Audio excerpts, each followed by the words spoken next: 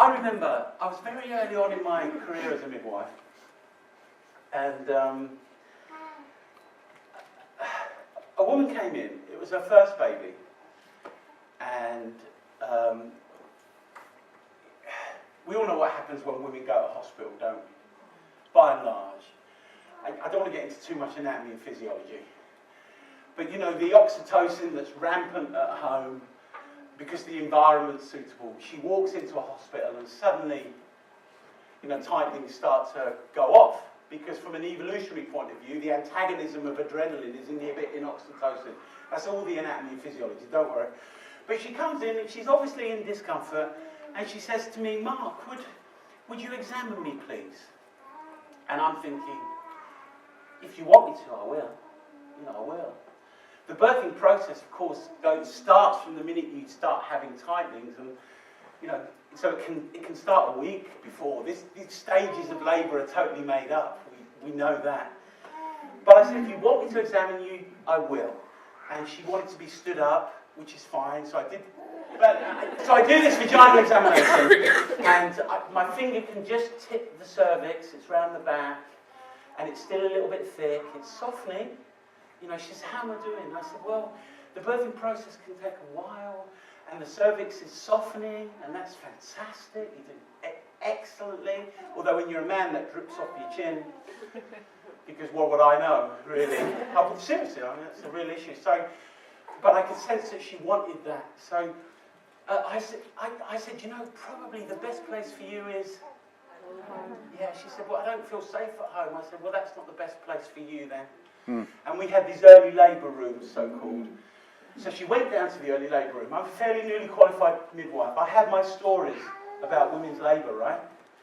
So an hour later, they ring back to the labour ward, and she wants to come back up for anesthesia, yeah, pain management. So she comes back up and she sees me, right? What am I thinking? It's an hour later, it's her first baby. I could tip her cervix. It's still miles away. It was soft, but it wasn't effaced. This is another language for some of you, isn't it? What was I thinking? Come on. Still not ready. Yeah, so if she wanted another examination, would I do it? No, because if I did it, what? Pretty much the same, right? So she's standing across the bed, I'm standing over here, making my contemporaneous notes. And, or filling in a damn sticker. And she goes around the bed, she says, Mark. I said, yeah. I don't know why I'm doing that voice. But she says, Mark, can I get on the bed? I said, of course you can get on the bed. She said, Mark, I've had the baby. I went, what? I went running. And she's had the baby. The baby's been delivered to the floor. The cord has snapped. So it looks like Saw 7. The baby's on the floor. And of course, when the cord snaps, the veins in the arteries go into spasm, so it's no issue. And the baby's very flexible. We wouldn't be here otherwise, would we? Didn't always happen in soft hospitals, you know.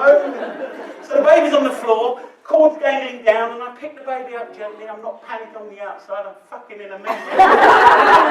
So, oh, yeah, okay.